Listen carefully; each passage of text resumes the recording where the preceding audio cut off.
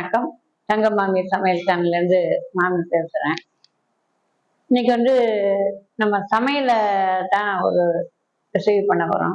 இன்னைக்கு கத்திரிக்காய் ரசம் வாங்கி நம்ம செய்ய போகிறோம். அந்த காலத்துலேருந்தே பண்ணிட்டு வரோம். அந்த காலத்தில் முக்கியமான விசேஷங்கள்ல கண்டிப்பாக இது இந்த இருக்கும். இப்போ இதுக்கு தேவையான பொருள்லாம் என்னன்னு பார்க்கலாம். கத்திரிக்காய் ஒரு 3/4 கிலோ எடுத்திருக்கேன். துவரம்பருப்பு 50 கிராம், கடலைப்பருப்பு 50 கிராம். இந்த துவரம்பருப்பையும் கடலைப்பருப்பையும் நம்ம தனித்தனியா வேக வச்சு எடுத்து வச்சுக்கிறோம். அடுத்தது இதுக்கு அரவை உண்டு.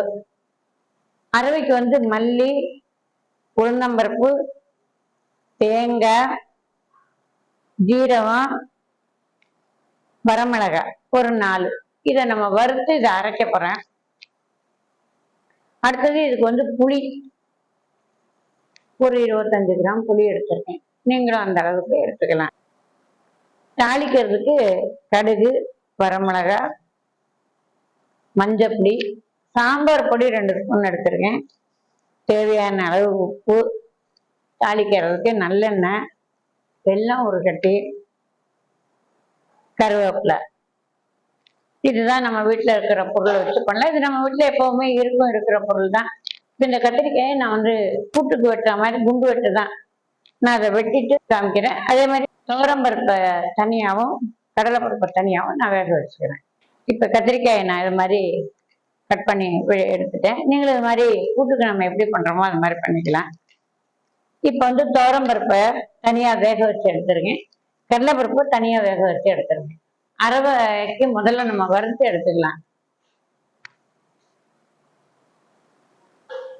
நல்லெண்ணெய் ஒரு ஸ்பூன் ஊற்றிருக்கேன். காரம் அதிகம் வேண்டாம். 4 வரமிளகாய் போட்டிருக்கேன். உளுந்தம்பருப்பு 2 ஸ்பூனு, கட்டி பெருங்காயம், மல்லி 2 ஸ்பூன், ஜீரகம் கொஞ்சமா போட்டிருக்கேன். ஜீரகம் ஒரு 1/2 ஸ்பூன், கடலைப்பருப்பு 2 ஸ்பூன்.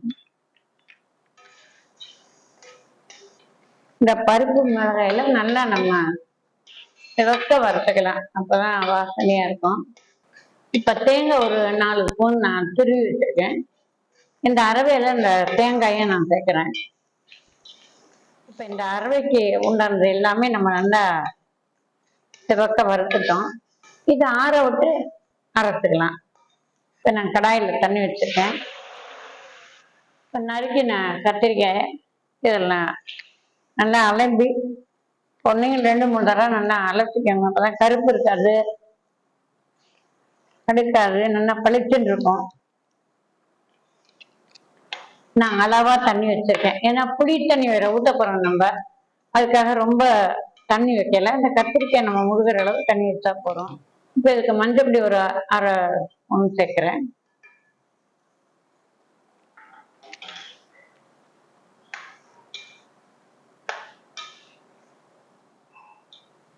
இப்ப நம்ம அந்த 25 கிராம் புளி நான் ஊற வச்சிருக்கேன். அந்த புளியை கரைச்சி இதுல ஊத்துறேன்.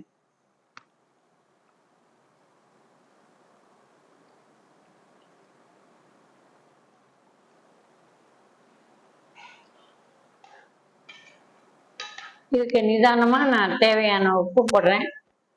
நீங்களும் பார்த்துன்னு போடுங்க. எங்களுக்கு இதெல்லாம் இந்த காய் பார்த்தாலே அளவு தெரியும்.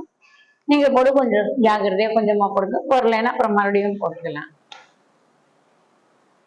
இதுக்கு ஒரு ஸ்பூன் சாம்பார் பொடி நம்ம வீட்டில் அரைச்ச பொடி போட்டிருக்கேன் காரத்துக்கு. இப்போ எல்லாம் நல்லா வேகட்டும். அதுக்குள்ளேயே நம்ம அந்த வறுத்த மசாலா அரவை அரைச்சிட்டு வந்துடலாம்.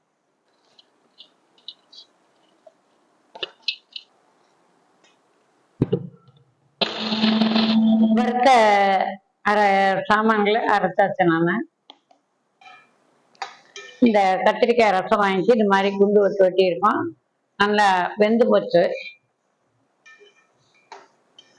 நம்ம கடலைப்பருப்பு இப்படி 3/4 பதத்துக்கு நான் வேக வச்சு வச்சிருக்கேன். இந்த கடலைப்பருப்பு இதுல சேர்த்துடுறேன். துவரம்பருப்பு,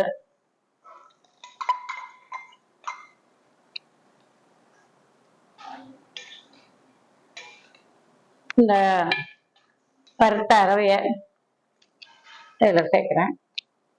இந்த அரவையை சேர்த்த உடனேயே இந்த கொத்தமல்லி வர பெருங்காயம் இந்த வாசனை வந்து அற்புதமா தூக்கி அடிக்கிற வாசனை. அது இப்போ நல்லா ஒரு கொதி வரணும். இது இப்போ கொதிக்க ஆரம்பிச்சிருக்கு. எல்லாம் நல்லா ஒன்றா கூட்டும் இல்லாமல் சாம்பாரும் இல்லாமல் இந்த ரசவாங்கி வந்து கொத்தமல்லி வர வாசனையோட ரொம்ப நல்லா இருக்கும். கடலைப்பருப்பு வாயில முழுசு முழுசா சாம்பிடும். தக்காளி சேர்க்கறது இல்லை. அந்த காலத்தில் தக்காளி சேர்த்ததில்லை, நானும் இதில் சேர்க்கலை. ஒரே ஒரு கட்டி ருசிக்கு துளியோண்டு வெல்லம்.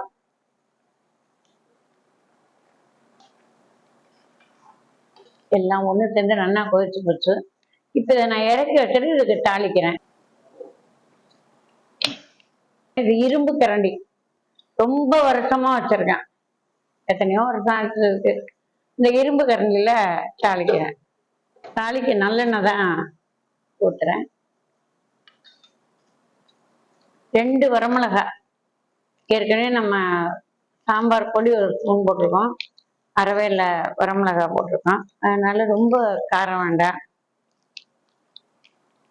2 வரமிளகாய் கிள்ளி தாளிக்கிறேன். நான் குட்டி ஸ்பூன்ல 2 ஸ்பூன் கடுகு போட்டிருக்கேன்.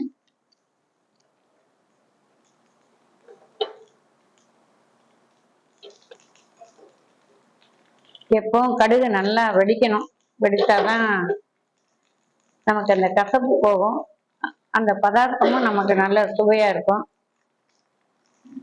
இப்போ இந்த உளுந்தம்பருப்பு ஒரே ஒரு ஸ்பூன் போடுறேன். இந்த உளுந்தம்பருப்பு நல்லா செவந்து வச்சு கருவேப்பிலையும் இந்த தாளிப்புலையும் நான் போட்டேன்.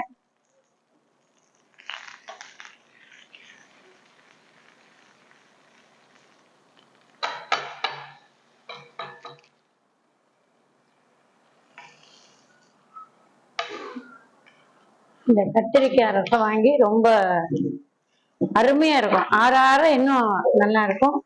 இந்த அற்புதமான கத்திரிக்காய் ரசம் வாங்கி ரெடி ஆயிடுச்சு.